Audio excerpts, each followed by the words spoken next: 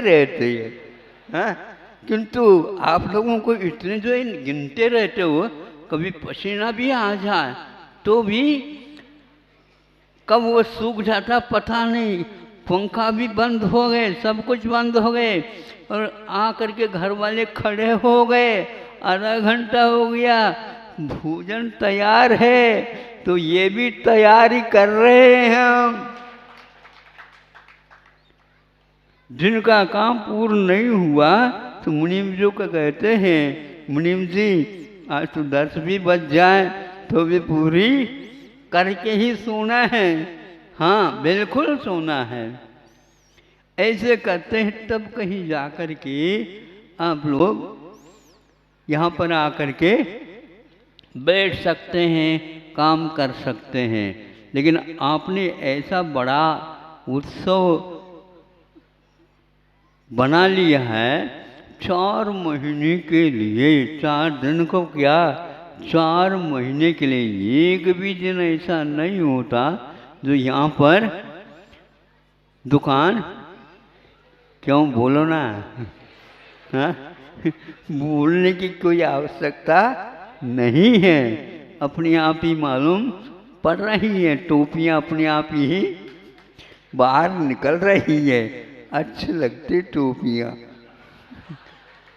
सभी लोग टोपी लगाने लगे तो कार्यकर्ता बहुत है ये भी हो जाएगा, इसलिए उतने ही टोपी लगाए करो जो कार्यकर्ता होते नहीं, और केवल देखने वाले होते हैं वे तो सामान्य बैठा करो, ताकि सबके सामने तो यही एक महोत्सव में भाग लेकर के अपनी अपनी योग्यता के अनुसार अपनी कमाई करते रहना चाहिए।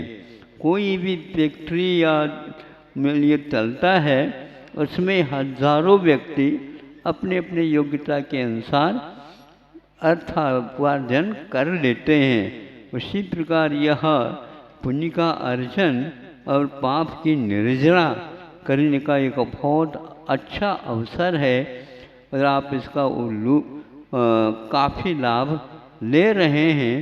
इससे भी हमें संतुष्टि होती है, क्योंकि हम समझते हैं आप लोगों के माध्यम से कि होलसेल जो है ना, यदि चालू हो जाती दुकान तो फुटकर दुकान तो खूब चलती रहती है। उसको देख करके ये चल कहाँ से रही है, तो होलसेल के ऊपर तो आधारित है ये, तो इधर सारे सारे आ जाते हैं, यहाँ से माल ले जाते हैं। तो हमें बार बार बैठक करने की कोई आवश्यकता, उठक बैठक किराने दुकान में उठक बैठक में ही पूर्ण दिन हो जाता है। उसी प्रकार यहाँ पर है, एक बार संकेत दे दो तो काम होता रहता है।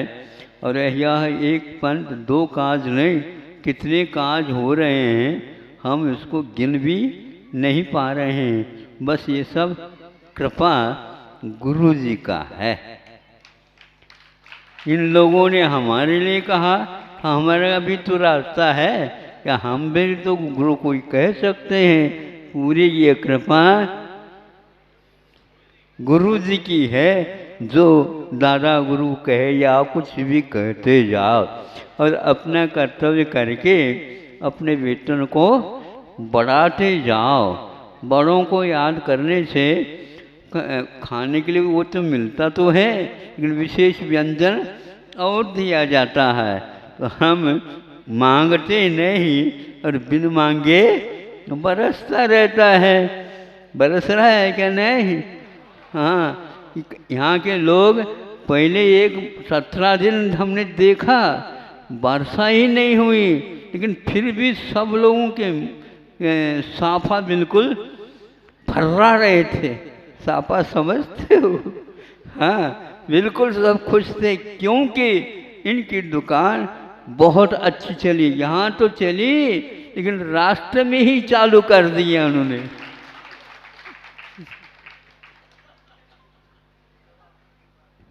कृपा, बिल्कुल बड़ों की कृपा है। तो ऐसे ही मैं कह रहा हूँ कि ज्ञान सागर महाराज जी ये कह रहे थे हमारे 7 साल हो गए, हमें तो 60 होने को है।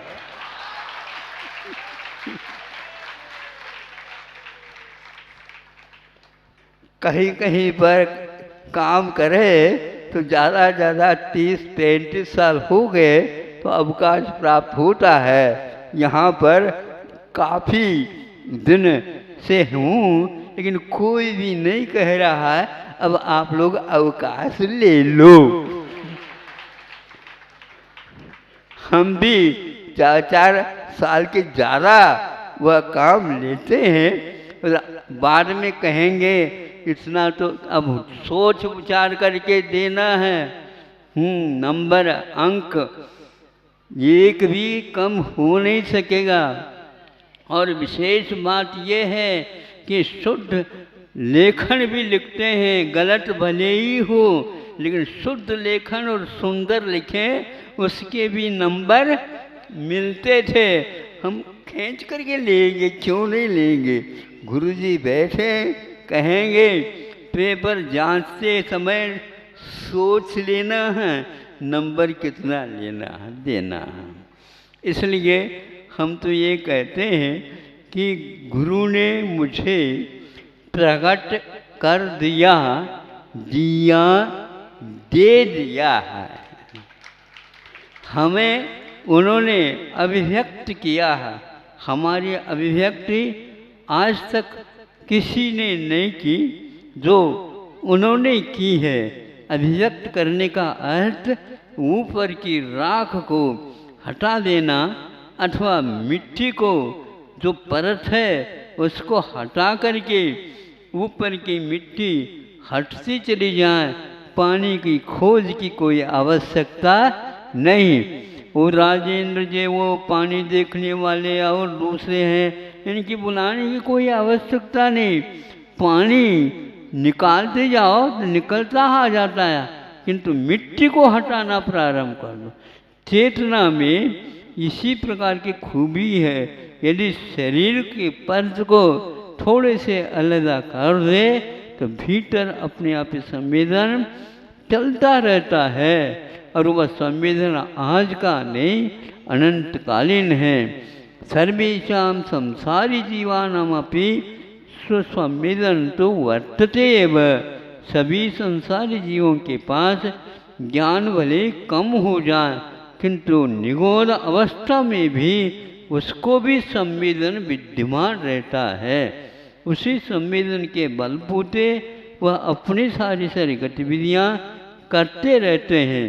उसी प्रकार ये कर्तव्य है, किंतु स्वसंवेदन स्वभाव होने के उपरांत भी उसके साथ संयम लेते हैं तो वह वीत राग स्वसंवेदन बन जाता है, जो एक प्रकार से हट करके काम करता है और मोक्ष मार्ग में साक्षात उसका योगदान हमें उपलब्ध होता है।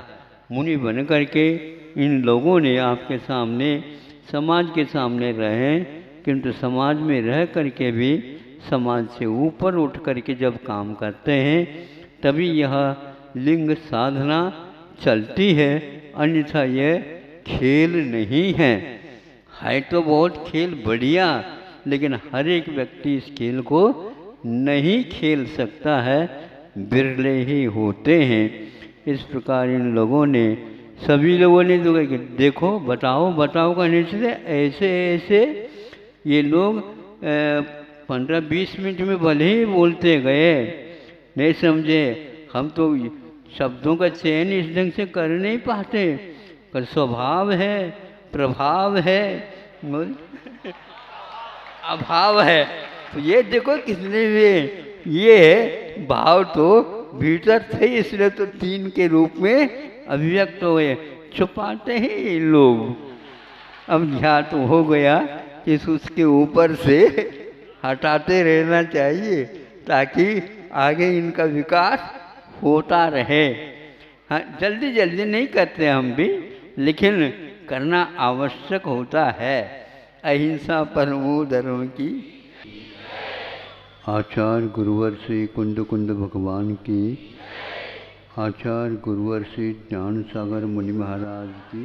आचार्य गुरुवर श्री विद्यासागर जी महामुनि राज की।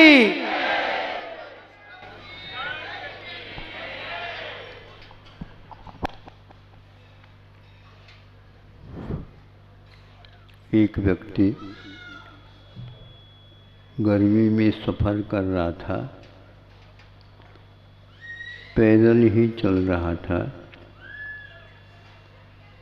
एक सड़क के किनारा बांध के ऊपर या मेड़ थी, उसके ऊपर जाकर बैठा, क्योंकि वहाँ पर आम का पेड़ था, छाया भी काफ़ी थी। बैठ करके विश्राम लेने लगा और इसी बीच में ऊपर देखता है तो आम लगे।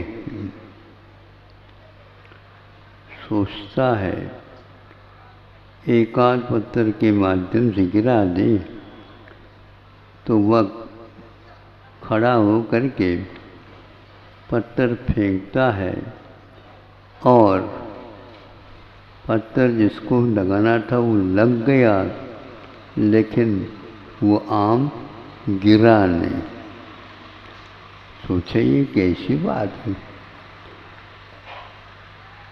डोलता तो रहा वो आम, किंतु गिरा नहीं। एक और पत्थर फेंका, वह गया और उसको लगा और एक कोर उसमें से निकल करके नीचे गिर गया। अरे एक कोर तो गिर गया, लेकिन आम नहीं गिरा।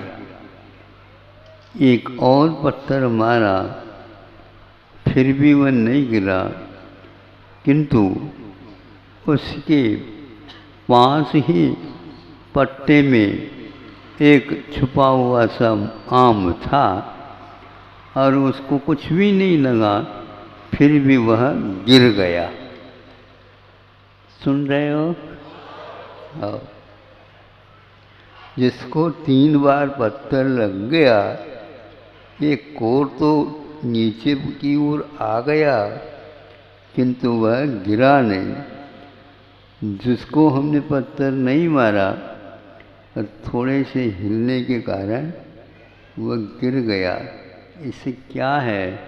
तो जा कर के देखा, वह पूरा पका हुआ था।